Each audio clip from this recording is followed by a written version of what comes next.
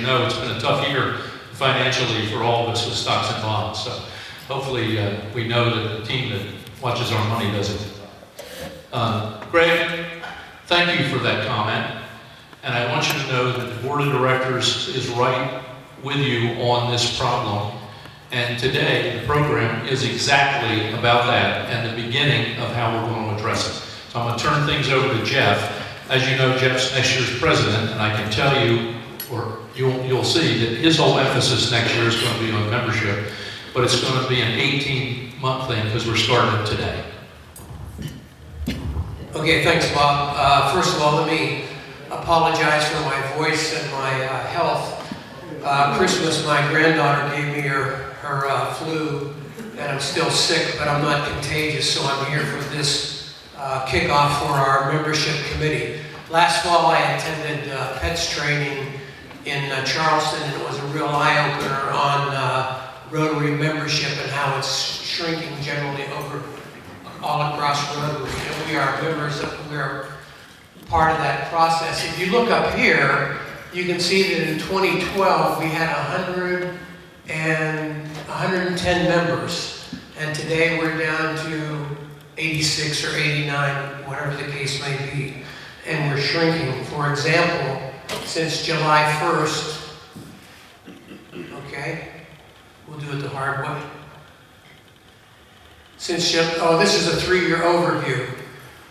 2016 to 2018, we have an annual attrition rate, that's people who are in the club and leave, about 12.5%. That's about 13% or 14%, I think, for Rotary overall. So we're very in that groove with everybody else. Our attraction rate are these people that we bring in every year, it's 9%. So generally, we're losing about minus 3.5% of people every year.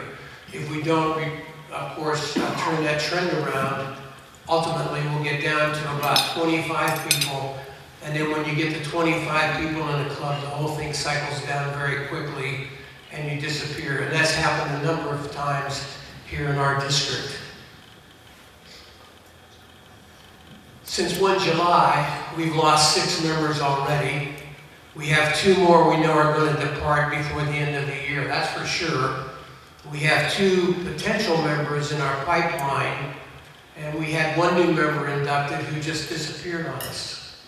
So, you know, the numbers even from July 1st to now are not high, and these 2 people we know are disappearing. There may be other ones that don't know they're disappearing yet, but their job may move them on or whatever the case may be. So when I came back from the PETS training and Bob and I talked, and I talked to all the board members, we devised a membership drive plan, and we had these 4 considerations.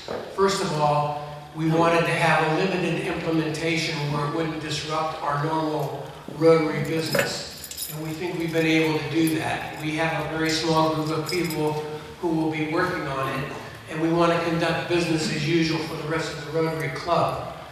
However, it will require an additional program, and we'll address that as we get into this presentation. And periodically, it's going to require the involvement of everybody in Rotary, and it's going to require you today to fill out some forms. And finally, the plan, as it was presented, and I'll present it here to you, was approved by the board a couple weeks ago at our December board meeting. In the membership implementation plan, there's a 3-member committee. There's me, because I'm the president-elect and couldn't get out of it. And then we have a new member contact, that's Mandy Bergen. She said she'd give us a hand on this. And we have a member retention contact. We know who we're going to talk to, we just haven't got to them yet. It'll be a big surprise. And they're going to serve 18 months on this committee. And the committee will run for 18 months, so I'll be having it for about a year, and then Bob Busa will take over after that. The plan implementation really has 4 parts, and this is a plan that's been used at district level, bits and pieces, and we put it all together for ourselves. First of all, there's the identify prospects portion of the plan, and that has to do with the invitation card. And if you look on your table, you'll see these little brown or white cards. What I want you to do is take that card, put your table number in it, put your name on the next line where it says Rotarian, and then you'll notice that it says, I will bring somebody to my club within the next 7 weeks or 7 meetings. We'd like you to put a name there, and then when all this is done, we're going to pick up all the cards, take a photo of it, and then bring the cards back to you at the table so we know who you said you'd bring, and you'll be reminded who you said you'd bring, and we'll go through that in a little bit more. The second part of the plan is to attract members, and this is where the new program comes in. It's called the Rotary Information Hour. And keep that name in mind, we'll get to it. And then onboarding new members, we find that when we get a member into the system, we've had a couple leave almost immediately afterwards, and we talked to them, and they said one of the problems was they never got to meet any other members. And so this onboarding new members portion will address that. And finally, retaining members. If you can keep a member, apparently, they tell me statistically, after the 3rd year, they're probably good as a member till 10 or 12. But between year 1 and 3, there's a large proportion of members that you lose. And this happened to our club quite recently. Okay, so here's the first part of the program.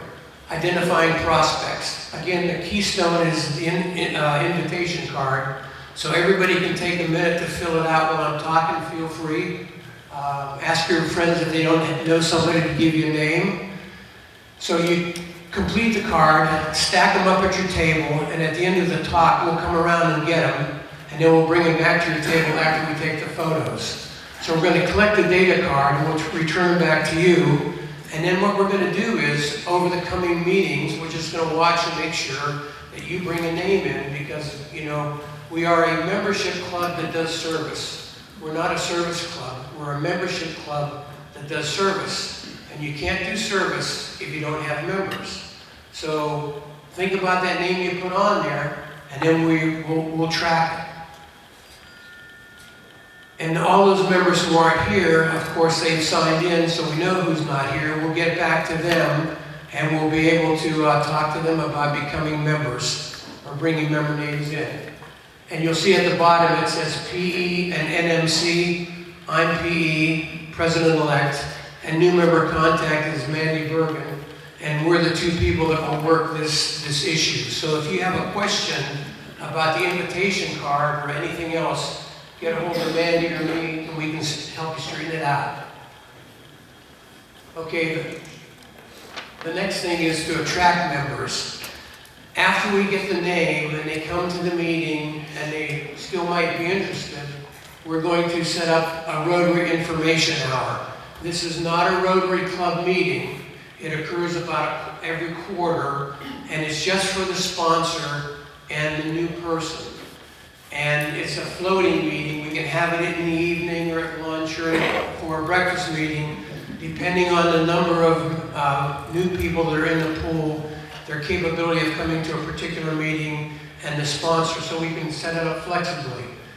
But what happens is at the meeting, there's an overview of the Rotary Club in general. Then there's an overview of what we do in Rotary at Beaufort. And then the sponsor, who also attends with the new person, they talk about why they join Rotary themselves. And then we ask the new person to talk about their goals and what they want to do and what they would like to accomplish in Rotary. That's it for the meeting. You know, if we have 6 people, it would take less than an hour. If we have 2 people, probably take less than a half an hour. And I don't know if you can see it from there, but we have a meeting scheduled in March, February, March, April, May timeframe, and June. So we have 4 this coming year. Also, when you bring your new person to the meeting, the Sergeant at Arms will get their name and your name, and they'll also get his phone number, his or her phone number, their email, and their carrier, like Verizon or AT&T or whatever it is, because there's this thing called drip marketing. And if you look on the DACDB, which is a district database, we can actually put people's names into the system, and we can send them texts periodically.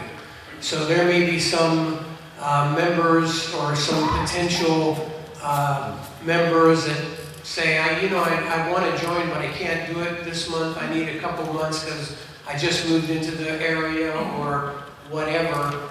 Well, we can put their names into this system, and the committee will be sending them texts like, next month we're going to have the oyster roast. We'd love to have you come as a guest. Please contact so-and-so. So we're trying to keep these people who have even said, I'd like to join, but I can't do it right now. We want to keep their name in the fold so we don't lose them later on. Then the third part is onboarding new members. This is where you'll come in as a second time as a Rotarian. One thing we find is once somebody goes through the process, they're inducted, then we sort of like release them out to the group, and they find themselves sitting at a table, with other people, and they just don't get to meet other people in the club. So we're going to the member retention contact. It's a third person on the committee. His job is going to be to find them a sponsor, to find them a mentor. The mentor is not the person that sponsored them. It'll be somebody else who volunteers from the club. And what they'll do is when this new person comes in who's now a Rotarian, the mentor will take him and seat him at a different table every week so he gets to meet everybody, which I think it would help. We know it helps a lot because we've had that comment from people who have left the club. One person said, I was in the club for 4 months, I found myself sitting at the same table, and I never met anybody, so this is a solution. That whole process would take about 6 to 8 weeks, so the mentorship program